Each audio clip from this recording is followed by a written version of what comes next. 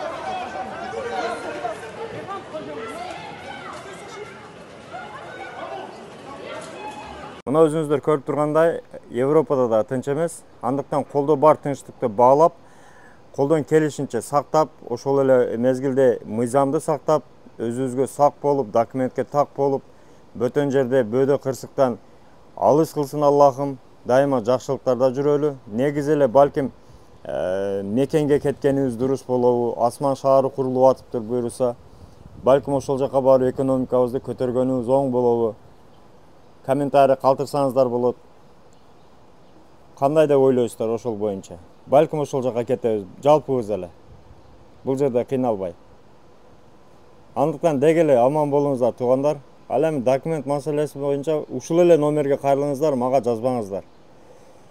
Урматтуу Москва шаарындагы мекендештер, эгерде сиз чек арага кирди чыктыга муктаж болсоңуз же документиңиздин мөөнөтү бүтүп жатса, анда биздин кызматтан пайдалансаңыздар болот. Ар күнү өтө ыңгайлуу, заман талабына жооп берген заманбап автоунаалар Москвадан Казакстандын чек арасына каттоодо. Ортомчусуз кара тизмеден текшерип, бир гана ыңгайлуу автоунаа менен сиздин документ маселесине жардам беришет. Байланыш номерлерибиз 8 926 213 00 +7 965 402 93 Мухиддин.